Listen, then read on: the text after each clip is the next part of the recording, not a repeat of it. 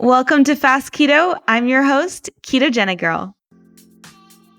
Did you know that you actually have the option to either be a sugar burner or a fat burner? It's called having a metabolic advantage, as Dr. Ben Beekman would put it. You can actually burn your own stored body fat for fuel. On this show, we talk about ketogenesis, fasting, biohacking, all with the goal of optimal body composition for longevity and having the highest possible quality of life. I hope you enjoy these interviews and solo casts that I present to you, all with this goal in mind. All right, guys, welcome to this very special episode of Fast Keto. Today, I have Chef Michael from Masterchef on Fast Keto with us today, and we are digging into a ton of tasty topics, including his whole journey after beating tens of thousands of cooks from all across the country to secure his spot as one of the best home cooks in America and joining the season of MasterChef season 10 on Fox. He really has a passion for food. It's been a lifelong journey for him, studying cooking techniques and flavors from all around the world. And he has a personal health journey. He lost over 80 pounds in 1 year doing a ketogenic diet. And he now teaches others how cooking delicious low-carb, high-fat food at home can help you achieve your weight loss goals. On his Instagram, a website, and he also has a soon-to-launch YouTube channel. He shows how easy it is to create stunning meals at home that are healthy and delicious. And he believes that losing weight should never be torture, starvation, or suffering, and has been creating recipes that help leave you full and feeling satisfied. So today we get on to so many of these topics, his journey. We also get into my favorite part, which is his favorite part as well, which is tons of keto hacks and cooking hacks to making gourmet style keto really easily at home, and how to not be intimidated by the kitchen at home, not be intimidated by asking for things to be, adjusted for you when you go out and eat at restaurants. It was such a fun episode, and I hope you guys really enjoy today's episode with Chef Michael. All right, guys, I know how important feeding your families nutrient-dense food is, and also saving time and money, and that's why I love ButcherBox. They make it easy to get high-quality, humanely raised meat. Every month, they deliver 100% grass-fed, grass-finished beef, free-range organic chicken, heritage breed pork, wild Alaskan salmon directly to your door. The incredible quality of their meats start with their commitment to having humanely raised animals that are never given any antibiotics or added hormones. Now, how it works is you choose from 4 different curated boxes that include a mix of high-quality grass-fed, grass-finished beef, the chicken, the pork, or you customize your own box so you can get exactly what you and your family will love. Each box comes with at least 9 to 11 pounds of meat, which is enough for 24 individual sized meals, and the meals work out to about $6 each.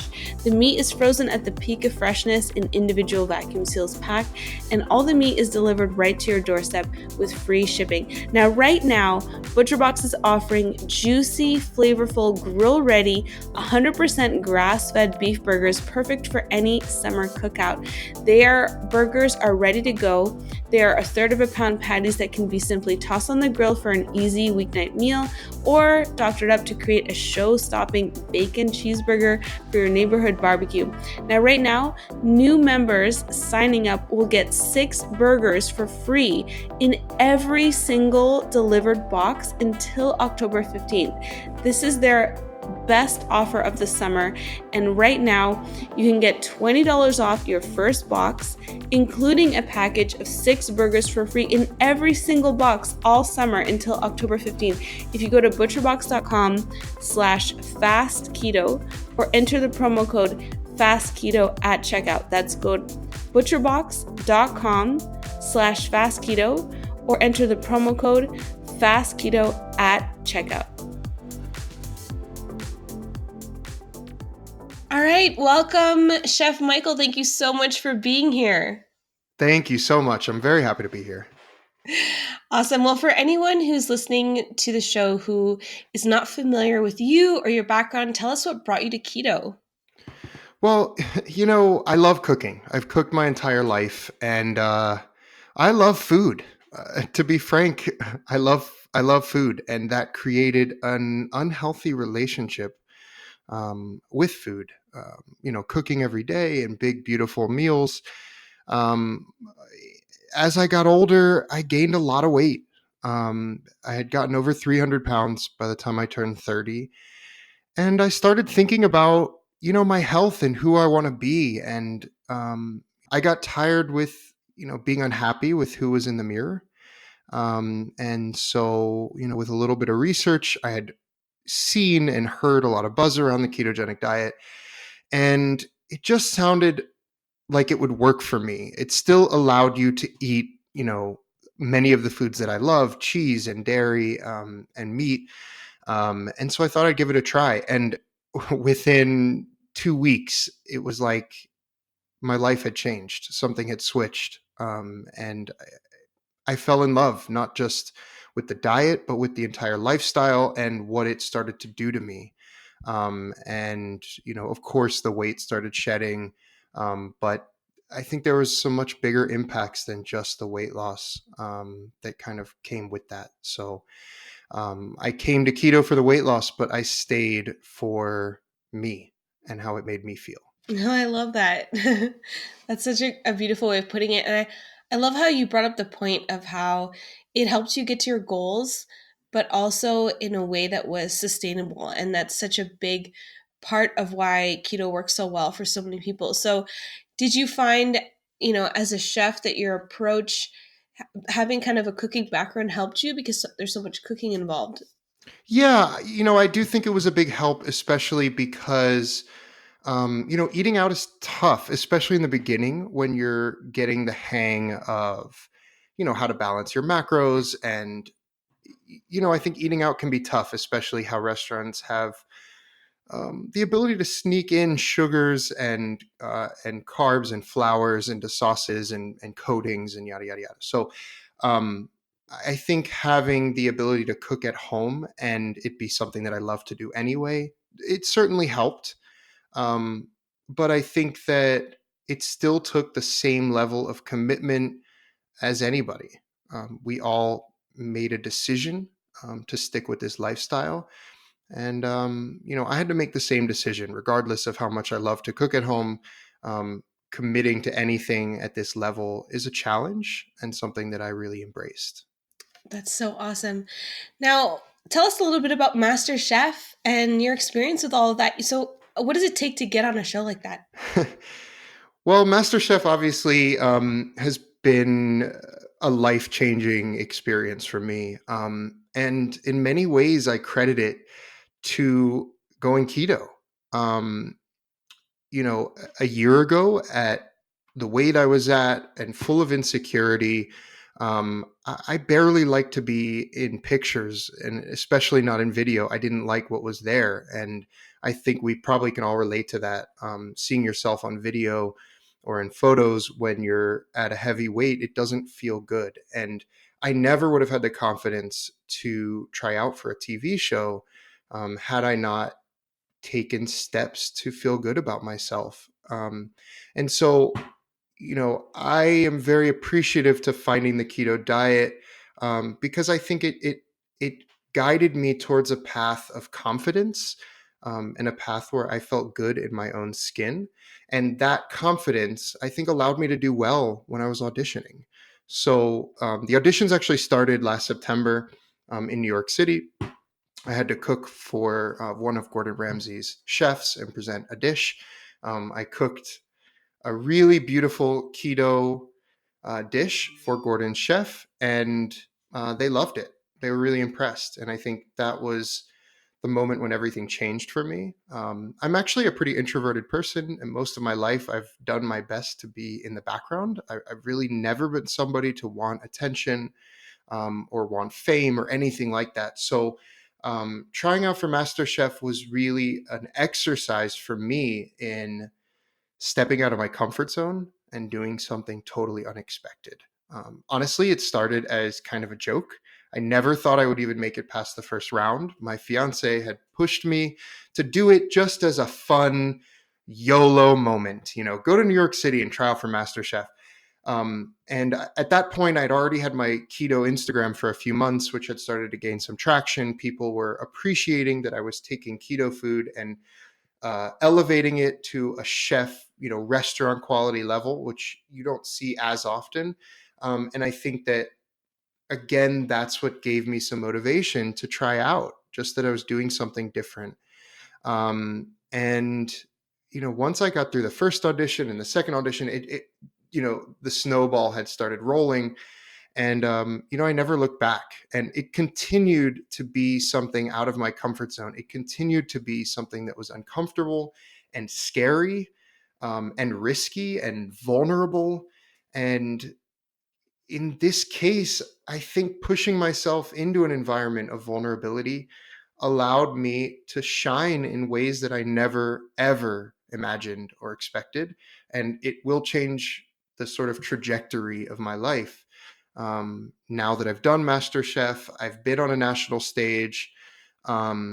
And I'm really kind of excited about the next chapter moving forward. What do I do with this, and how do I continue sending my message that keto food is beautiful, it is rich, it's exciting, and it can be done at a very high level?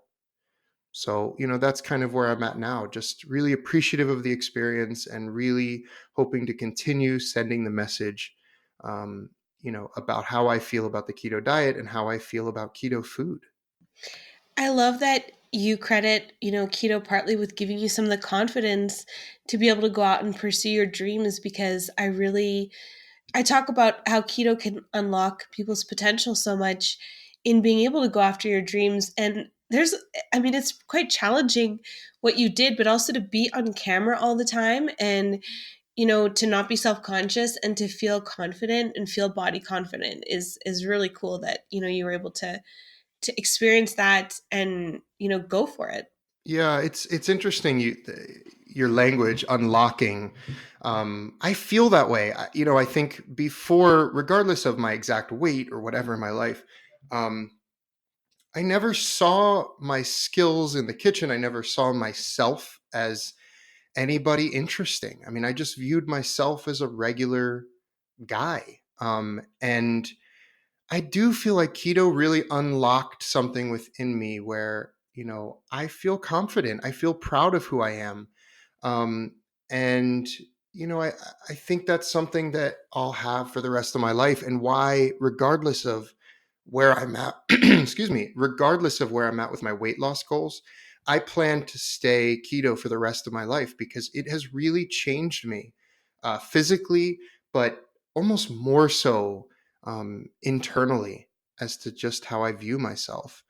Um, you're right, though. Whenever you're on TV, or really, any film or camera or even photos, we're all thinking about, what do I look like? And I think for many of us who've lost a lot of weight on the keto diet, or not, you always feel like you could do a little more. And so, um, seeing myself on TV, especially the first few episodes as they started airing, I was so nervous. I was terrified, actually. I should have lost 20 more pounds before I got there. I should have done this. I look huge. And these are, I'm sure, um, totally invalid thoughts in my own head. But to me, it was very real. And, the vulnerability of all of this, not just in how I look, but having millions of people watch me cook in these crazy, pressured, timed environments with celebrity judges screaming at me and lights and cameras. Um, it was very vulnerable. And I'm really proud of myself that I did it. And I think that in many ways I was able to prove myself that I deserved to be there, as one of these, um, that I deserve to have my spot on in the MasterChef kitchen. Um, but it was tough. It was tough from day one. I mean, this was by far the most challenging thing I've ever done in my life, and it may forever be the hardest thing I ever did. But I'm so glad I did it, because if I didn't take that chance and I didn't get uncomfortable, um, nothing would have changed, and I wouldn't have sort of unlocked this potential. Yeah, I love that quote, life begins at the end of your comfort zone and like how there's so Hmm. many incredible things out there and it involves getting uncomfortable and the more comfortable you can be getting uncomfortable, can be a measure sometimes of how much you get out of life and experience. And Yeah. I'm curious, what are some lessons and things that you learned from your experience of being on the show? Yeah. I mean, by far for me, it's been a lesson in, just as you just said, get uncomfortable. You may really surprise yourself. I really surprised myself. I didn't think I would get past the first round. 20,000 people tried out for the show this year. So, and these are 20,000 talented cooks. So I didn't think I'd make it past the first day, because that's how I viewed myself. And I think when you start to recognize what in your internal dialogue is insecurity coming out, what part of your dialogue is doubt, um, you can start to sort of stop it. And I think that's one thing I really learned how to do, was sort of catch myself self-deprecating and limiting myself based on what was in my head. Um, and, so pushing myself in really challenging environments really did change me fundamentally. And now all I'm thinking about is, what can I do from here? This is just the starting point for me. And, I think that that's the biggest lesson that I'm taking away from this is push yourself, get uncomfortable. You might surprise yourself. We all have this potential. And, you know, I think it's worth giving things a shot. You just don't know. And, even in my case, one might say I failed. I didn't win. I didn't win the show. So that was another big piece of this, was that there was always the risk that I would fail. And the further I got in the show, my failure became more and more public. And that's another big challenge, is kind of understanding that sometimes when you take risks and when you push yourself out of your comfort zone, you run the risk of failure. And, you know, I decided early on that I would not look at this as failing, no matter how far or not I got on the show. Um, it was a success. It was a success for me personally, um, internally, but I think it was a success in the fact that I still beat out nearly 20,000 people. And I have to remember that. So, not only is pushing yourself a challenge, but understanding that with that, there's some vulnerability, there's some potential for failure just as much as there is success. And that's okay. That is not only okay, but it's encouraged. And we'll never grow and we'll never learn if we don't fall down a couple times and get back up stronger. So I know that's almost a bit cliche, but it's just true. In this case, I'll never look back on this as a failure. I'll only see it as, a success and the most exciting thing that's ever happened in my life. That's wonderful. That's really, really wonderful. I'm glad you see it as a success because it definitely is, and it's really cool that you're able to have this experience and go on there and push yourself and all of that. And I mean, 20,000 people, that's incredible. I cannot imagine competing against that many people Yeah. and proving yourself as a chef and as someone so incredibly capable.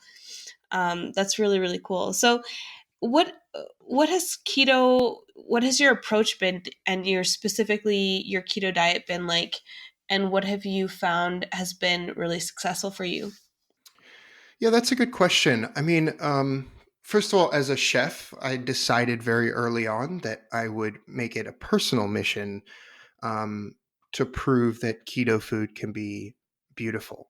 Um, I'm actually, really focused on taking the sort of basic keto principles and applying that to, very technical chef like approaches to things. So, thinking about how to plate and introduce beautiful seasonal ingredients, and complex sauces, and this and that, and present keto food um, in a way that could stand up against, really beautiful high end cuisine from anywhere in the world.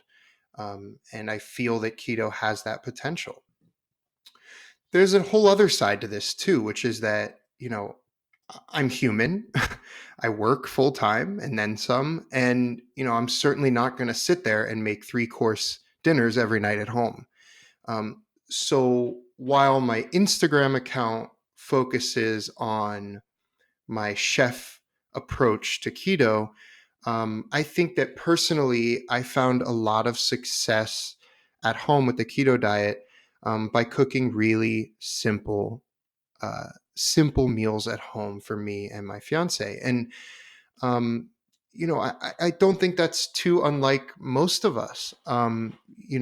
I try to approach keto for myself on a daily basis by using only 2 or 3 ingredients at a time. So I'll often make meals that are um, at least carnivore focused. I still love vegetables so much, but I try to still eat a lot of carnivorous meals because I find that to be the best for my body and the best for my um, state of ketosis and my gut health. But I'll cook very simple meals. Just a beautiful New York strip seared in a cast iron. Maybe throw in some mushrooms after and let them sear in the juice.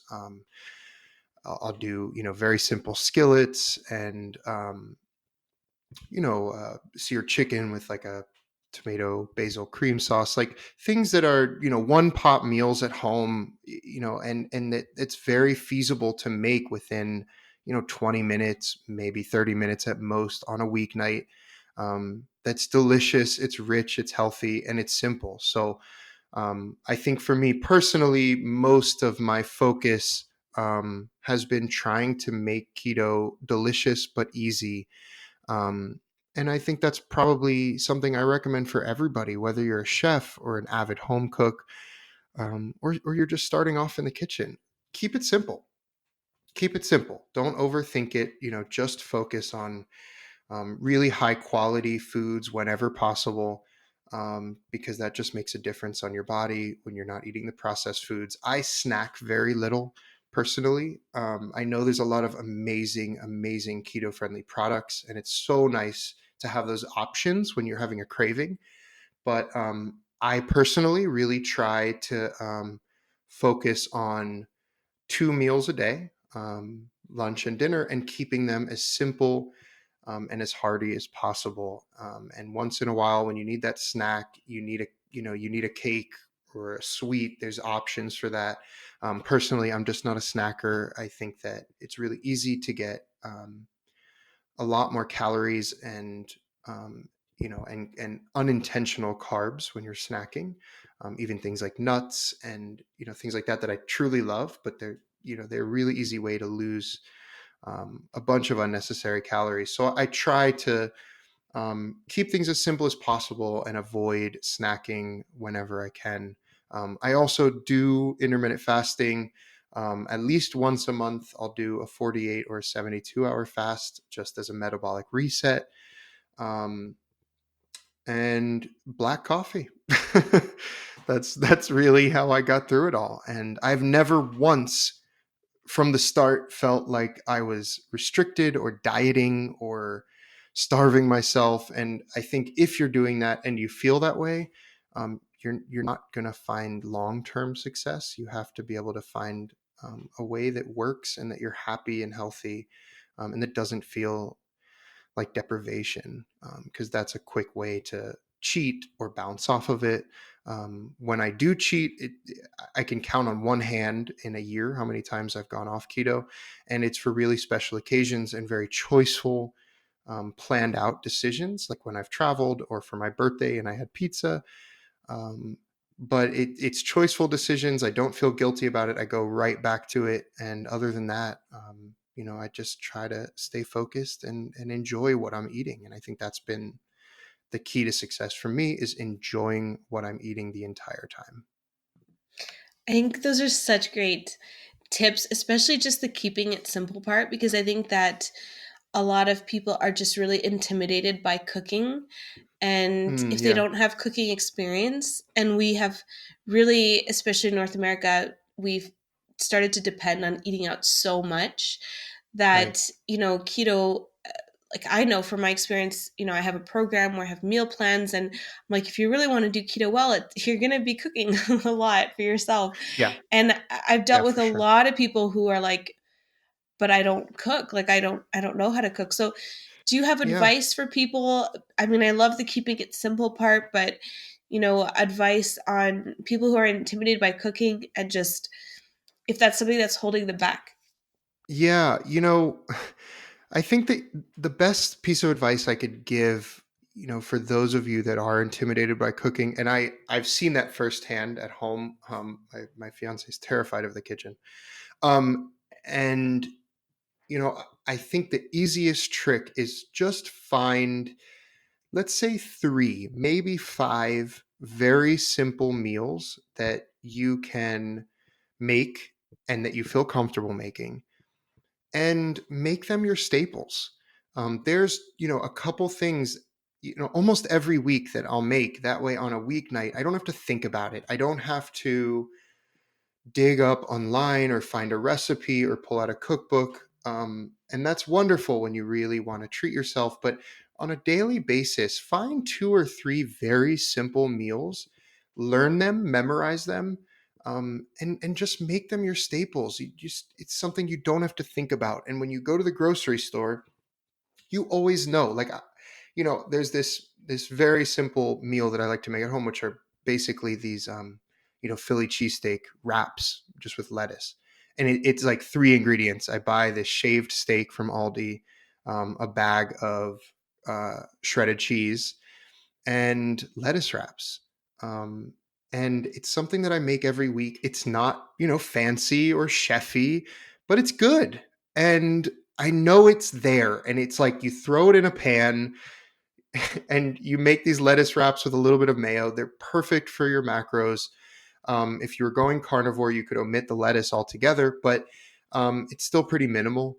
But it's an example of a staple for me, a go-to that is literally 3, maybe 4 ingredients. It's under $10. It's tasty. It's comforting. And so find meals like that. Find 2 or 3 or 5 meals, at least if you could lock down, 3 meals a week, guaranteed every week. That's basically half of your dinners. If you can do that without thinking and without getting nervous or anxious in the kitchen, you're off to a great start. And so that's my advice. That's a great advice. Now, you will have special insight into this, but if someone is, say, doing that maybe half the week, and then the other half of the week they're still, eating out because their Sure. workplace is close to, restaurants or a food Sure. court or Right. something, what are some tips you might have for ordering out, ordering in, or just eating at restaurants in general? Yeah. I guess I would say, not too far off from what I was just saying about meals, what you cook at home. Maybe there's some local restaurants that you can that can become your staple delivery food, in the same way that we were just talking. I mean, find simple food. There's a local burger joint that delivers by my house, and I get the same thing every time. They have this pork and beef blended burger. um, Obviously, I get it without the bun, and you can actually put pork belly on top. It's like the most delicious thing. I know That it. sounds I amazing. Yeah, it's amazing. I've calculated the macros the first time, and so now it's like pretty much once a week I'm ordering that same burger every time. And I think that's another way to keep it simple, find some consistency, so you don't have to think about it. I think for me, that's been a big help. I run a business. I'm still, cooking and, and balancing a lot of parts of my life. And there's, I'm sure you guys can relate. Not you can't think about this stuff every night. And so find not just staples to cook 3 nights a week, but find 2 delivery meals or pickup meals from restaurants that, you kind of know what you're getting. Be careful with, certain foods that they might have coated in flour and not realize it, or use cornstarch to thicken a sauce. I mean, just be very conscious of what you're ordering, and kind of be tuned into that. But find your regular meals so you don't have to think about it and it doesn't become a task. I think that's, we all have a lot going on in our lives, families and work and friendships and all this stuff to balance. So the more that you can kind of streamline the process and simplify, I think the better you're going to succeed. Yeah, I like to, when I go to a restaurant, ask for the gluten-free menu. I'm Mm, gluten-free and have been for years, but then of those options, I try to make it easy for the waiter and the kitchen to say, okay, from your gluten-free options, do you have any that are also sugar-free? right, And that, can narrow it down quite a bit. Um, and I also like to message a place ahead of time sometimes if it's especially a place that I know could maybe be an option for other people that I want to like showcase. Well, this place is a great place to get barbecue that is gluten free and sugar free or whatever. I'll message right, them and say, do you have these options? Because I'm looking for something like that. And I would like to share it with the community and let sure, them know if that is something you offer. And one thing I'll sometimes try to push people, maybe you have some insight on this, but sometimes I'll try to push people and say, if they say no, we don't, I'll say, well, would you be open to creating a dish that is sugar free and gluten free interesting, and keto friendly, so that you could serve this other market segment, and yeah, also I can send people your way, or we can send people your way, and sometimes and I often get the response like no, people like the way we do things now, and it's just too much to like retrain everyone and do all of this. But then there's other times that people will be super receptive to it. So it's I always just like to push a little bit and say like, are you yeah, willing to create something? yeah. I But love it's that. interesting to get your insight. Yeah, I love that. And, related to that, as somebody who loves to go out to restaurants on the weekends and stuff, I'm sure you can all relate that sometimes you feel like you're being a pain in the butt when you're asking your waiter or whatever for like Yep. 5 exceptions, and it's easy to get in your head, and you start to feel a little ridiculous, like I'm being extra right now, and Yeah. I think that's probably something that we can all relate to a little bit. And a couple things I'd say to that, which is, who cares? Just do it. That's part of what a restaurant should be doing. As a chef, you have to be able to cater to your audience and to your customers. So don't feel guilty. Don't feel embarrassed if you go out with your friends and you have like 5 exceptions with this on the side and changing the fries for a salad and no bun and yada yada yada. It's fine. I'm sure that there's somebody 10 times worse than you at the table next to you. So don't get in your head about that. And like you said, ask. You might be surprised. They might be able to do things that you weren't expecting in the kitchen. And then also, if a restaurant's not willing to make certain changes for you or they give you trouble, don't go back. Don't support a restaurant that isn't willing to at least attempt to please their customer. If they're nasty about it, don't go back. um, Another thing that I like to do personally in my city, and you may be able to find this in whatever city or locality you are, check to see if there's other keto accounts in your town. Like I know for me on Instagram, I follow a bunch of the fellow keto folks in my town. Um, Regardless of if they have like some big account or not, that's not the point I'm making. You'll see where they go out to eat. You'll learn from your community, and I think, um, you know, that's one of my favorite parts of the keto community is that there is such a strong network, most of which, is in social media, but you can find a lot of information, broadly speaking, in terms of recipes and ideas. But locally, you'd be surprised. I've seen, like, I didn't even know for the longest time that there was a bakery that had keto friendly goods in my town. I didn't even know it for like a year into my 15 months of keto. I had no idea, and I'd been sitting there thinking, this is ridiculous that there's no bakery in my town. And then next thing you know, I see keto people from my town at this bakery, and I'm like, what the hell have I been doing? And so, I think it's really nice to be connected to the keto community, internationally, and all the way down to your town, and kind of stay connected as a community. And I think that's a nice way to discover locally places that'll work for you. Yeah, I love that tell people not to feel ashamed of like Yeah, asking for yeah.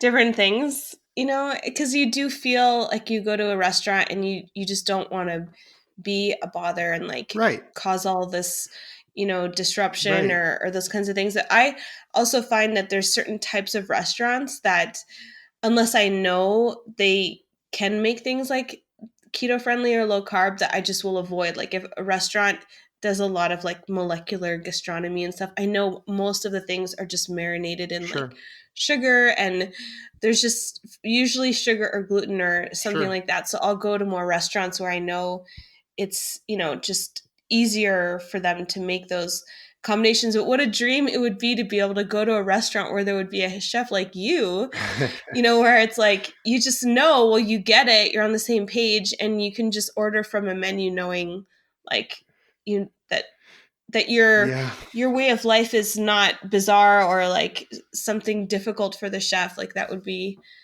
amazing. Yeah, and that's something I hope, in the near future to be putting together. I'm working on some dinners that I'll be doing in multiple cities where, it will be a multi-course keto tasting, at a level that I don't think has been seen too much in our community. And hopefully it's a way for people to treat themselves. I certainly, like I said, even for me, I'm not eating fancy food every day. Um, but it's nice to be able to do that once in a while, for a special occasion, to be able to find a sit down meal where you're not one of few, but you're the majority, where everybody you're with and all the food you're eating fits your lifestyle. I think that's really exciting, and I hope to work on that, by the end of this summer. But yeah, don't feel ashamed to ask for those exceptions. And it's really fun to go out with fellow keto friends if you can. That's why these meetups are fun and certain things like that, because you'll notice how quickly you're very normal when you go eat out with other keto folks. Um, so yeah, don't feel ashamed. Ask for those special exceptions, and embrace it for sure. Hey guys, just taking a really quick break to talk about the 28-day Ketogenic Girl Challenge. If you're interested in doing a ketogenic diet for yourself, it's a great place to start. I teach you everything about how to follow a keto diet to get yourself into nutritional ketosis, and it includes 28 days of meal plans. It comes with weekly shopping lists, how to interpret results, how to test yourself, a complete guide to getting started on keto. If you've been keto for a while and you're just not getting the results that you want to in terms of your health or fat loss, or you are brand new to keto, the 20-day challenge is a great option because it also comes with my free coaching and support in our members Facebook group, and you can post any questions that you have about the meal plans, about keto, and I am there supporting you. We have an amazing community in our group. I like to call it the happiest place on earth because everybody in there is so excited about following keto, about having found something that really works well for them. And everyone in there is just so kind, caring, generous, and supportive. And it's a really fun place to be and hang out. So if you'd like more info on it, you can find it at ketogenicgirl.com, and it's the 28-day Ketogenic Girl Challenge. Now, what's something that you wish you had known when you were first starting out for anyone who's new to keto? Good question. Um, you know, Uh, I think in the beginning, doing all of the tracking and the macros is really intimidating. Um, and, now after, like 14, 15 months of being keto, I don't think about it anymore. I'm fairly intuitive. I don't track my macros anymore. I only test my ketone levels, maybe once every few days. um, and it's surprisingly consistent because I've really gotten the hang of it. Um, I think that in the beginning that's very overwhelming, to stay on track and um, to feel um, comfortable with what you're eating and the implications of what those foods do to your body. How much fat you need. I think there's a lot of misconceptions, at least for me personally. I feel like I thought you just had to there was no limit to the amount of fat you needed to intake. And I was scared about too much protein. And, I think that there's so much information passing around. And I think the truth is that all of us, all of our bodies are so different. We're going to react really different.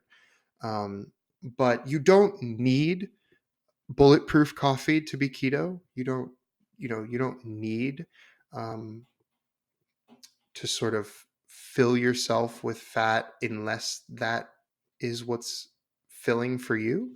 I don't know. I think that we all are going to have very different approaches and very different responses physiologically to the diet.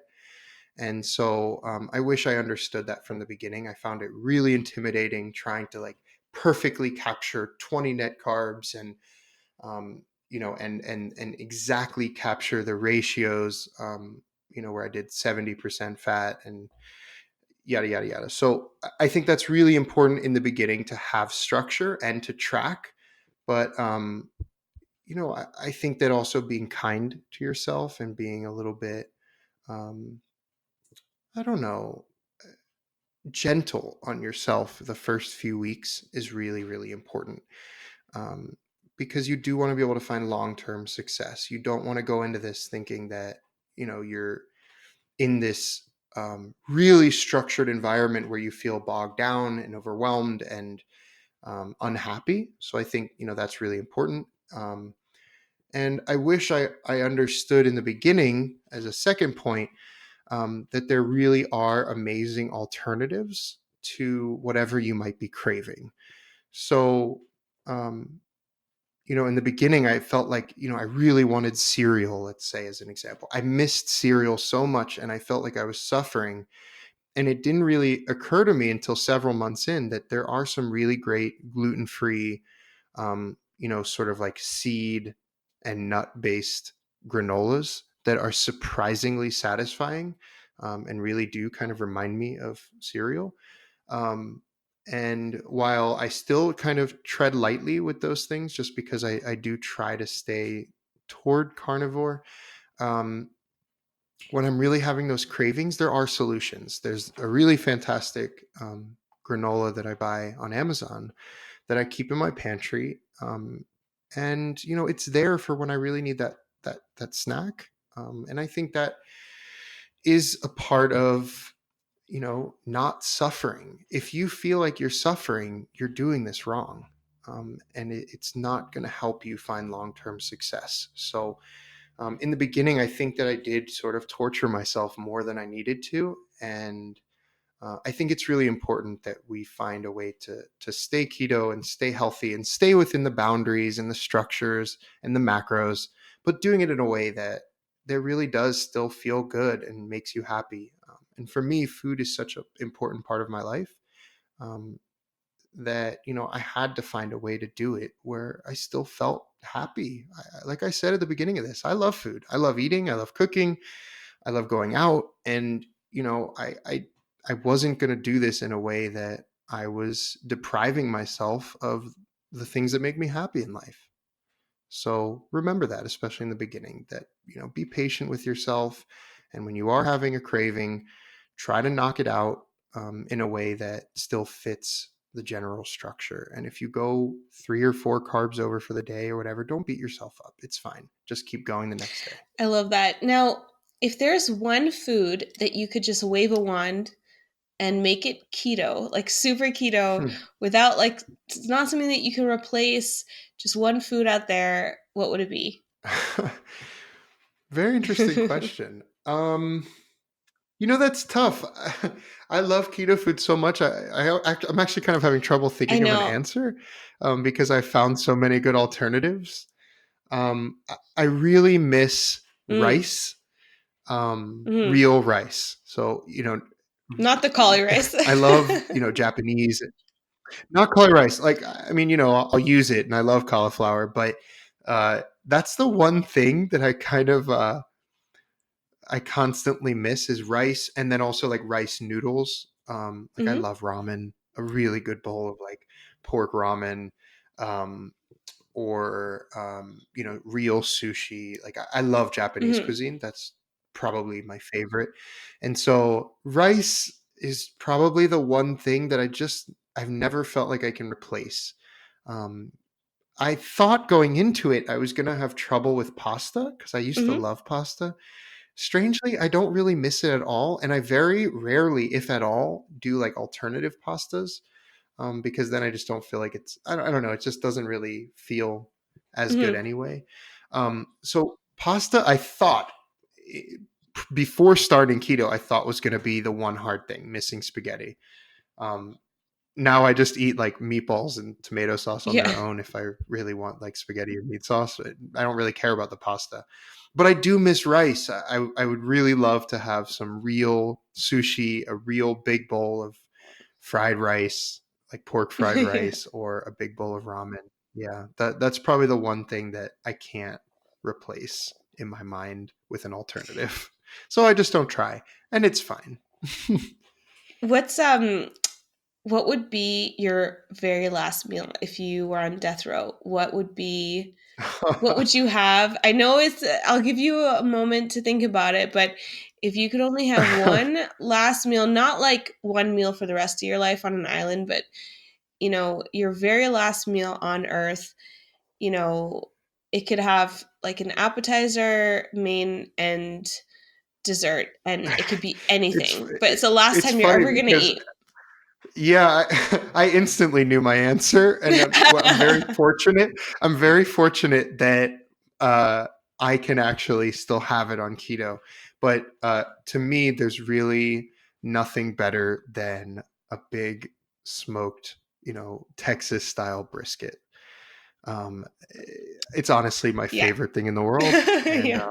I'm so lucky that that's something that I can still go after. But a tender smoked fatty piece of brisket, I really don't think there's anything better, and I think that would be my last meal. Forget sides, forget dessert. I just want like a big mountain of brisket and I'm happy. I can sort of see why keto works so well for you. Yes. Yeah, totally. That's awesome. What is your favorite meal to cook for your family? Oh, good question.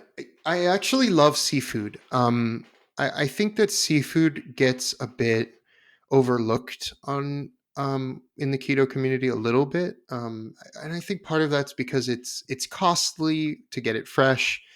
It's challenging to cook, but seafood's really one of my favorite things to cook at home for my family. I love a really good fresh piece of salmon, with the crispy skin. I love scallops, and I love crab. I grew up in Maryland on the shore where, is really famous for the Maryland blue crabs. Um, and so, I really grew up around seafood. It's a very nostalgic taste for me. And so when I'm kind of cooking for my family or doing dinner parties, generally speaking, there'll be seafood. And um, I think that a lot of the recipes that I make for keto are seafood heavy, and you can get the right macros. I know, a lot of seafood like shrimp and scallops and stuff are very lean, but by using fatty sauces and sides and like searing seafood in butter and ghee and other high fat oils, um, you can really get the right macros and get the high fat out of seafood. I make like a coconut curry that uses all this coconut oil and milk with shrimp. And it's so good. It's so rich and spicy, and it has all the fat because you're actually eating the coconut milk broth more so than the actual shrimp. So yeah, I cook a lot of seafood at home. It's something I'm really, really passionate about. In fact, before I was keto, I was pescatarian for 8 years. So it's strange to kind of go from not eating any meat to sort of becoming a carnivore most of the time. But um, seafood is a big part of my carnivore diet. I don't overlook that at all. In fact, like my audition dish for Masterchef were crab cakes. Um, and Gordon Ramsay said they were top 10 crab cakes in the world. Wow. So I think, yeah, I think seafood can be really powerful when you do it right. Of course I cook a lot of beef, chicken, pork, um, for those weeknight meals, but when I'm cooking something special, you'll definitely find seafood. I love crab cakes. When I went to cooking school, it was one of the first things that I did was crab cakes, and I was like, these are pretty dang keto. Like it's just sour Yeah, cream, mayonnaise. What yeah, do you it's make them funny. traditionally with breadcrumbs or use some other replacement? No, no, I don't. And it's so funny because every time I cook crab cakes for people, keto or not, that's always the first question. Like, well, what's going to hold it together without the breadcrumbs? Right. Interestingly, it works. You really don't need the breadcrumbs. I'm not really sure who convinced the world that that was necessary. I put egg in it and mayo, and just that in itself, honestly, does all of the binding. The egg primarily does all that binding. So, yeah, no breadcrumbs. I have made it before with the pork panko, and that was fine. It didn't really. It still wasn't really necessary. It just seemed like an extraneous purchase because it didn't really add or take away anything. So the crab cakes I made for the show were literally just crab meat, mayo, eggs, and a little bit of Dijon mustard and spice. So whatever that is, like 4 or 5 ingredients total.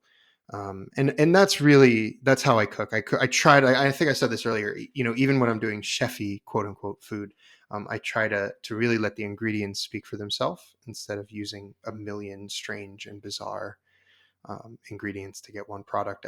I think beautiful food really speaks for itself. So yeah, I that's agree. that's how Simple I to got on me. the show with crab cakes.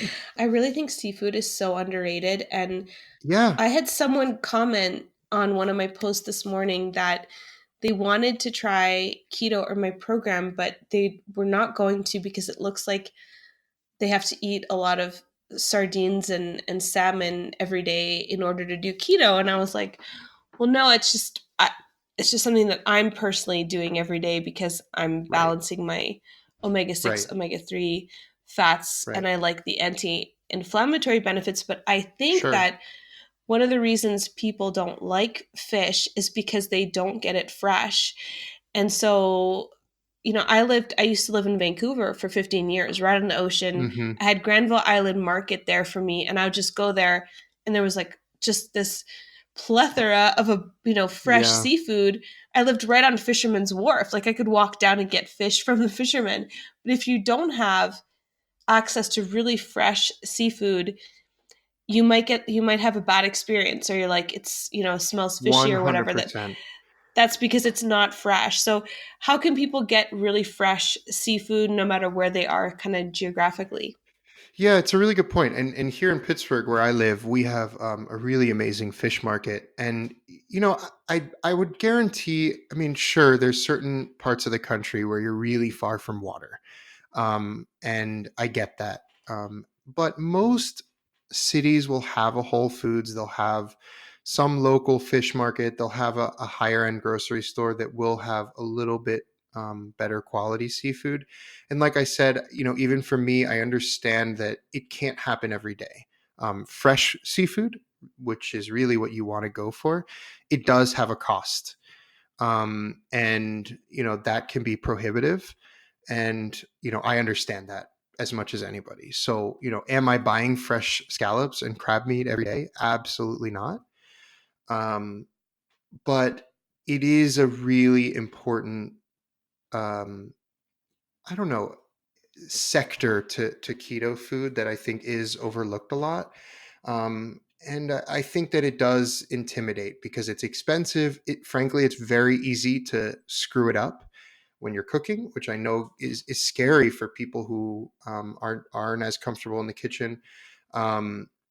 But there are also really simple ways of cooking fish that is maybe a little bit more comfortable. I think, like, if you find a really even with frozen fish, if you stick to the white fishes, like sole or flounder or something very mild, or cod, um, if you bake it, say like in an aluminum or parchment pouch with a lot of butter and lemon, um, you know, it kind of steams and it still keeps the fish tender. And it's a nice way to eat fish, that's not so scary. Sometimes when you're grilling fish or sauteing it, it can fall apart.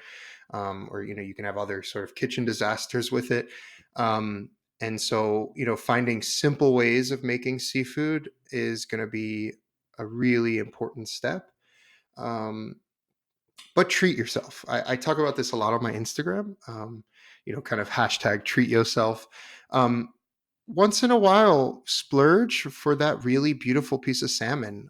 I think salmon you see it a lot in keto because, if I'm not mistaken, it has a really high healthy fat content, on equal par with Yes. pork, actually higher than most beef, and certainly higher than chicken. So I eat a ton of salmon, but you don't have to. Salmon is not for everybody. It does have a very particular flavor. So there are other options. And if you go with a leaner fish, it's fine. Just make sure you add a fattier sauce to go with it. So, a butter sauce, or you can make an aioli. My mom's recently started keto, and she doesn't like, very greasy sauces. So there's a really easy sauce that I do a lot with seafood. You just take mayo and whole grain mustard, not like brown mustard, but actually whole grain Dijon, where you like see all the little mustard seeds. And you just mix mayo and the grain mustard, and you have what appears to be a much higher end sauce than it really is. But I call it a grain mustard aioli. You'll really impress your friends with it. They don't realize it's two ingredients. You just stir in the mustard with the mayo, but it goes so well with seafood.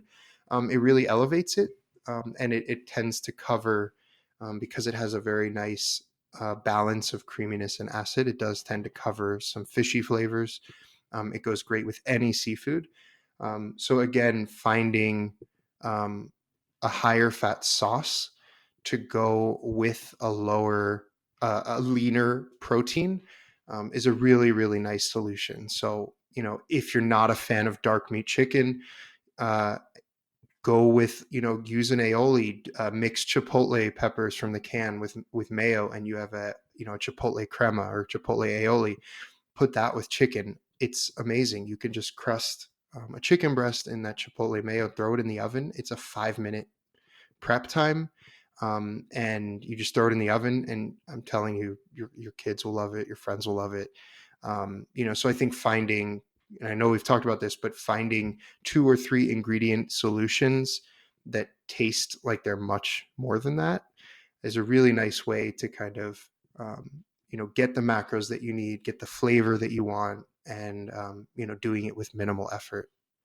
Yes, I love those tips, and I love those little easy aioli recipes that you shared. I've always posted about my mustard mayo dip. Mayo mustard. It's just Interesting. like Same the two idea. together go so Oh well. yeah. Yeah. And people are like, "Tell me the recipe for your mayo mustard dip." And I'm like, "It's mayo and mustard." Yeah. It's literally mayo and But you mustard. can also add other things to it too. Like I make a special burger sauce. Those are essentially the two main ingredients, with some relish, and sometimes sweetener. But I just love having those simple things. And in my cookbook, I also have fish with hollandaise Right. sauce. And I find that hollandaise or béarnaise is such a great way, like you were saying with the butter, to make fish more exciting. Hmm. I think it comes across to people as kind of a boring, bland food, but incorporating it 2 to 3 times a week, like you said, with the omega-3 fatty Right. acids, which, it provides some of our essential fatty acids that we need, is amazing. And it's Yeah. such a great tip. I love that you shared that. What are some other ways to make chicken more exciting? Like, I love the mayo and chipotle, just making a crust out of that Right. and baking it. But some other kind of simple things with chicken, maybe? Yeah, for me, I think, and this isn't just limited to chicken, but particularly with chicken, fresh herbs. Fresh herbs are really, really overlooked a lot by home cooks, but it's really a fundamental part of restaurant kitchens. But the power of fresh herbs, of like rosemary, thyme, basil, keep those on hand. You can actually keep them in like a little water glass in your window, and they'll kind of stay alive and keep growing for a while. Um, or grow them in your windowsill, so you can just kind of cut up a leaf or two. They take very little effort to keep alive. But yeah, fresh herbs are really powerful. It's kind of like you know something so common within chefs, and at home you sort of forget. It's much easier to keep jarred, dry herbs and seasonings, but you can really elevate any protein with fresh herbs, and they're almost zero in carbs. Like one of the easiest things that I do with chicken is I do a chimichurri. This also works great with steak, lamb, fish, whatever. But literally, all you do is take a bunch of basil. I'm sorry. Take a bunch of parsley and cilantro and throw it in a blender with fresh garlic and a lot of olive oil. It's basically making a pesto, but not with basil. You're making essentially a pesto with cilantro and parsley. And I'll tell you, what it does to cooked meat is unbelievable. You just sear or bake whatever protein you have, in this case, chicken, we're talking, and you kind of slather it after with this fresh herb chimichurri. Um, it's so good. It's so high in fat because it's basically just olive oil, um, but it explodes with flavor. You can also brush it on the chicken before you bake it. So you're going to bake it in those herbs and then save some to go on the top after. It adds all the juiciness because of the olive oil and the fresh herbs. You can squeeze lemon. I mean, you really can't screw it up. But it's basically a pesto. And, it's just such a really nice way to bring in, you know, chef style cooking to your home with minimal effort yet again. Basil too is a really nice one. I do similar to the mustard aioli. I just do chopped basil and a squeeze of lemon and stir that into mayo, and you get this lemon basil aioli. Again, it sounds fancy, but it's like the easiest thing in the world. Just like your kind of mayo mustard. But it will impress your friends if you do a little roasted chicken with a lemon basil aioli. Trust me, people will be impressed, and it's just so easy to do. That sounds gorgeous. I love the tip about the fresh herbs. We actually have a big bunch of parsley in the fridge right now, so I know exactly what I'm doing with it tonight. Yes. I want to ask you real quick about oils, but I just want to say we just got back from Asia, and I was like, mint is so underrated, Oh and yeah. it's so amazing. It's such a big part of Vietnamese cuisine. We were in Vietnam, obviously, so I was eating a bunch of it, but it is one of those I think deserves mentioning. We don't use it enough in cuisine, and it is fantastic. I think it's like one of the reasons people love having lamb so much. There's just so much mint added to it, but it is Yeah. such a You're fantastic. right. You're right. It's one of those herbs that, most of the North American palate is sort of confused by it. Mint sounds like, I don't know, toothpaste or dessert or Yes. whatever. No, it's really powerful. It's great on meat. Another thing, if you can find a high fat yogurt, chopping some mint into yogurt and making like a mint yogurt sauce is Oh, I love it's that. amazing. That also works really well with chicken. But you're right. Yeah. And you can use mint in a chimichurri. You can, You can do so much with it. You're right. It is an underrated, underused herb, especially in North America, but in Asian cuisine, it's not at all. And same in like Middle Eastern, you'll find mint so much in like Greek and Mediterranean cuisine. Mm. That's what's in tzatziki sauce, which is basically yogurt, cucumber, dill, and mint. So that's another great Oh, I option. didn't know they added mint in there. Yeah, yeah. That's There's a little amazing. bit of mint, and it gives it that freshness that goes so well with cucumber and lamb. So yeah, great point. I really want to ask you about cooking oils because, I think a lot of us have been using olive oil for so many years. And then, especially because we had such a fear of saturated fats. And yet, keto revolves so much around saturated fats. There's so much we're learning about the benefits of saturated fats. I've started mostly cooking in the last several years with animal based fats or saturated fats because I've learned that they are more stable at high temperatures Yep, and high heat. But I do miss using olive oil. Like if we're doing a simple grill, I would make some kind of chimichurri like sauce with olive oil and then I would brush like kebabs with sure. it and put it on the grill. I just don't know I haven't been doing that as much because I know that olive oil is less stable at high heat. I just don't know if I can still do that as much with grilling, or what are your thoughts on cooking oils and the best kinds to use, and especially for keto? Yeah, I love olive oil and prefer it like raw as a finishing, like as we are just talking about the chimichurri. Yes. Um, it does still work beautifully when you are going to roast like roasted vegetables or roasted chicken or grilling anything. It's still a great option. But for me, I've totally stopped using olive oil even before keto for many years when frying or like pan sauteing anything because it does not lend very Oh, well to okay. that high heat. Um, I use a tremendous amount of coconut oil um, in a lot of my frying, and whether that's a shallow fry or a saute or even a Mhm. deep fry. So it's interesting because I actually don't like coconut at all personally in terms of the flavor, the white, the flesh. But I find when you're Mhm. cooking with coconut oil as a frying oil, it really doesn't transmit as much of that flavor as you would expect. So I love cooking with coconut oil. It has a really high smoke point, so you can really get that hot, hot sear. Um, but other than coconut oil, I have become obsessed with ghee. I know, it's sort of a I was buzz. gonna ask you. Yeah, I know it's sort of hot right now, but I've been using ghee for years. It's essentially clarified butter, but it has an amazing flavor. It almost smells and tastes like the butter you put on popcorn at a movie theater. So it's got that really intense buttery note that is so delicious when you're cooking. So now, pretty much, if I'm sauteing meat or searing a steak, I will put a big spoonful of ghee instead. I have, just as a tip, I have noticed because ghee has become this trendy thing. There's a lot of um, kind of boutique ghee companies that sell it at a very high price, um, and that may steer some people away from it.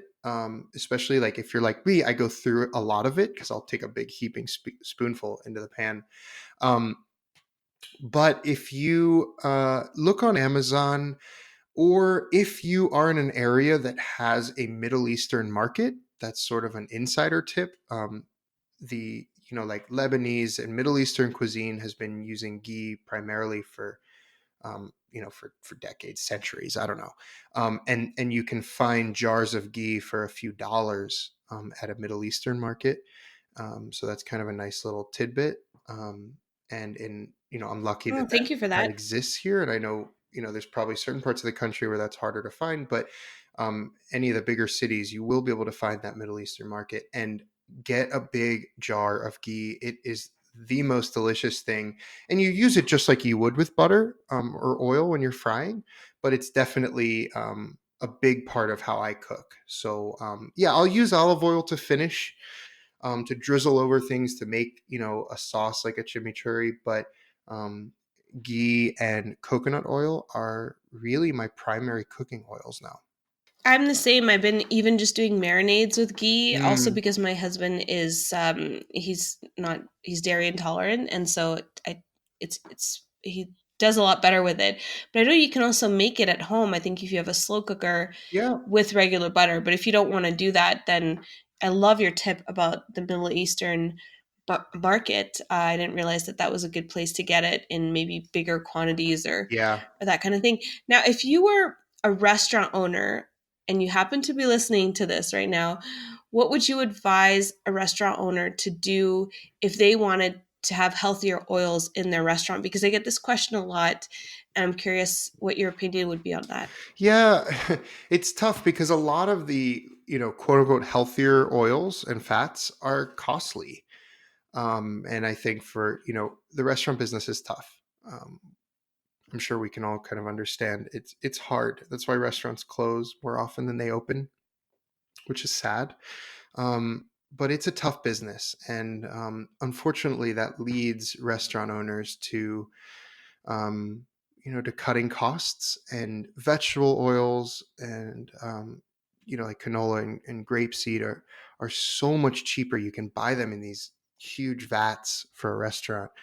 Um, I think I would say that I'm open I know I can't speak for everybody, but I'm open to spending an extra dollar on my meal to have that option. I went to a really amazing restaurant in Houston recently that had kind of a whole keto section on the menu, and had even keto desserts, a little section. And the coolest part, they actually had like a dedicated keto cocktail menu, which really blew my mind because I'd never seen anything like that before. Um, and I thought that was really amazing that there was, they still had regular, typical non keto options as well. But I thought that was really amazing that they were able to cater towards a specific audience. And I think that to any restaurant owners listening, there is an audience right now. There is a customer base for people who will pay um, for keto food, for health conscious food, for food that considers what kind of fat is going into it, or where the source of the meat is. And having those options is a really nice way for a restaurant to get the best of both worlds. I know that's a challenge in terms of inventory because you're expanding your menu, you have to offer multiple things, it complicates things on the line when orders are coming in. And you know but it's really nice to have those options. And I think that restaurateurs will find a return on that investment, because people will come support you. And we've talked about this today, that the community is strong, and people will support it. So yeah, I think it's time for these restaurants to see that the keto diet is not it's not small anymore. I mean, it has become mainstream in many ways. Obviously, that brings some goods and bads to the community, but there's a big audience right now. And you know, I have friends who did keto for a long time and then took a step back. But one thing I'll say is that people who've ever tried keto, and hopefully you guys agree with me, if you've ever tried keto, whether you're keto today or not, you will never look at food the same. You know what I mean? Um, you become instantly more aware of hidden carbs and unnecessary sugars, and and starches and ingredients that I've seen the change in people. Even if you don't stay keto for the rest of your life, you do tend to look at food a little different. And I know that's happened for me, and I know that's happened to a lot of people around me, where you start to see, you go to a restaurant and you see uh, 8 ounces of pasta and a 2 ounce piece of meat to go with it, and you start to question, why are we filling up on wasted calories? You start to see things a little different and understand how the standard American diet has taught us, you wake up, you eat sugar. For lunch, you have a sandwich and chips, and for dinner, you have pasta. And it's just, you think differently. And I know that even restaurants that are, offering a keto item on a menu, um, it's not just for keto people. I think that there's just an audience right now for considering what is going in your food. And I hope that continues. I hope people become more conscious of that, especially in America, of what you're eating and why, and really what the implications are. I couldn't agree more. And it's funny because I'm checking in for my flight back to Prague on Monday, and I was looking at, pre-ordering a meal for the plane, and there's 4 Right. vegetarian options, like 4 different kinds of vegetarian meals. There isn't a single one that is called low carb or keto. There's like a diabetic meal, but that's always like, I've done that before and it was Sure. horrible. Like, it was just weird. It didn't Sure. make sense. And it was like mostly carbs anyway.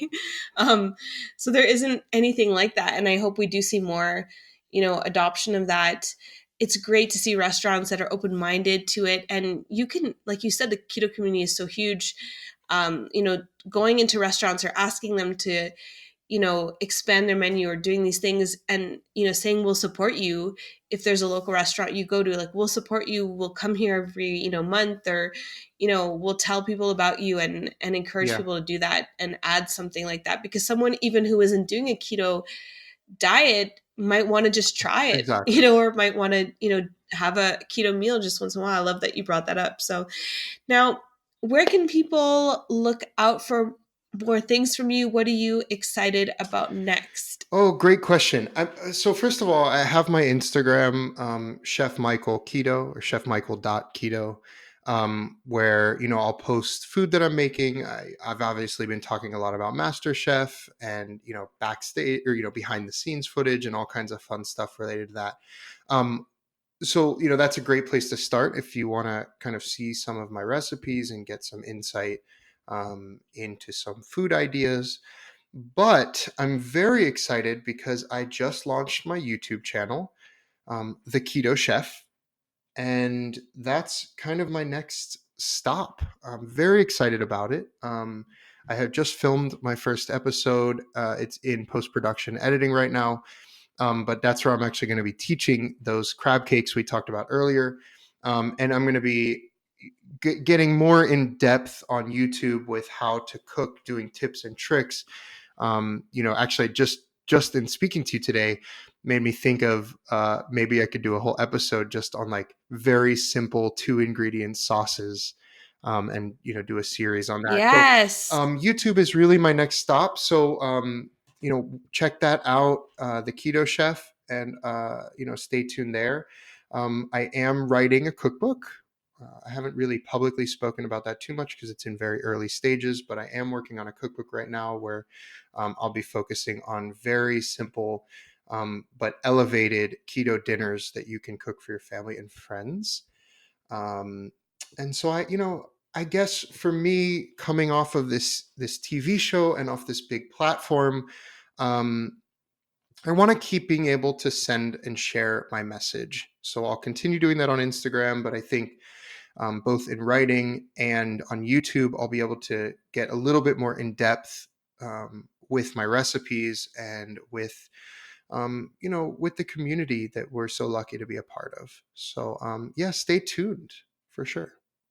I love that. And what's your exact Instagram handle and YouTube channel if people are typing that in? I'll put it in the show notes too, but it'd be good to know Yeah, that. it's chefmichael.keto for Instagram, and then it's just the Keto Chef with spaces, 3 words, the Keto Chef on YouTube.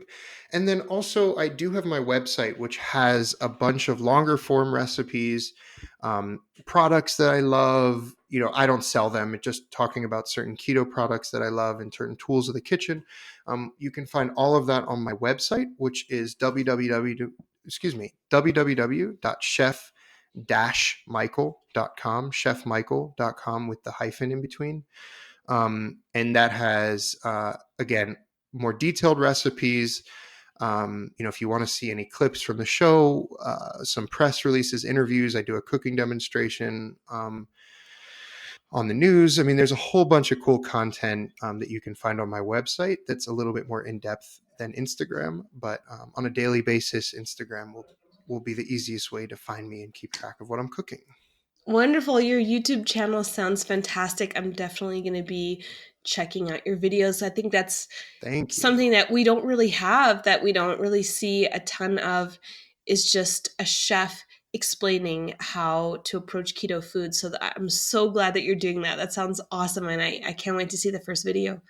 Awesome. Thank you so much. I really appreciated being on the show today. This has been fun. Yeah, thank you so much for being here, for sharing all these great tips, all these little, kitchen hacks and tools, and just sharing your journey and all that, because I know it's going to be so useful for everyone listening, and really appreciate your time Thank you. in sharing all of that and being here. Thanks. And thanks for what you do for the community and sharing this podcast and your writing and everything. It's really amazing. And it's just another example of what makes this community special. So I'm honored to be here. Thank you so much. Awesome.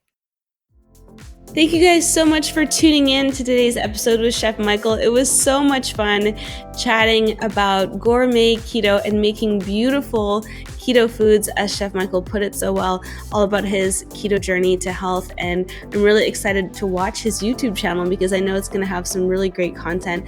And I love making simple keto food for myself, but I love entertaining people as well, and having people over and showing them how amazing real food can taste. So I'm really excited to try out some of the things that we talked about and to follow Michael on his YouTube channel.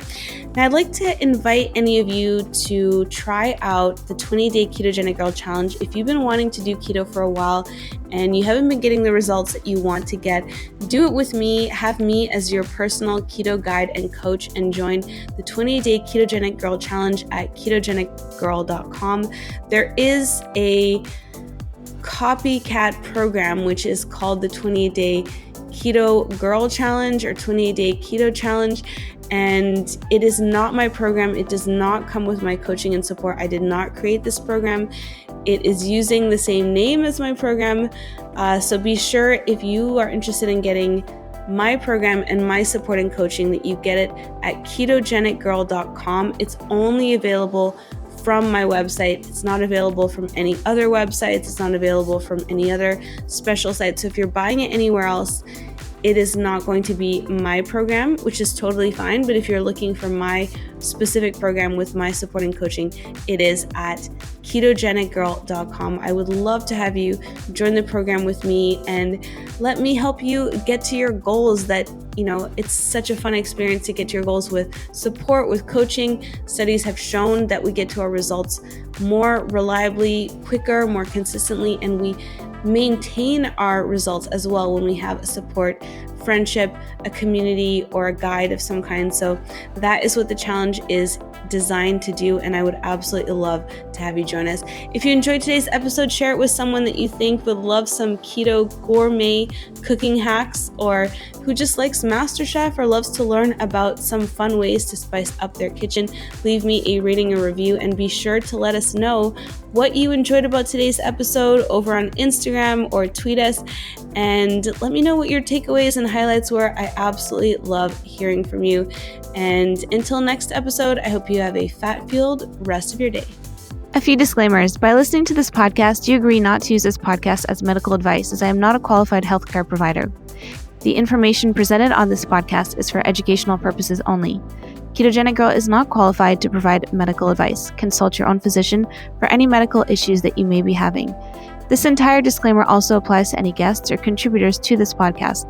Prior to beginning a ketogenic diet, you should undergo a full health screening with your physician to confirm that a keto diet is suitable for you, and to rule out any conditions or contraindications that may pose risks or that are incompatible with the ketogenic diet. A keto diet may or may not be appropriate for you if you have any kind of health condition, whether known to you or unknown, so you must consult your physician to find this out. Anyone under the age of 18 should consult with their physician and their parents or legal guardian.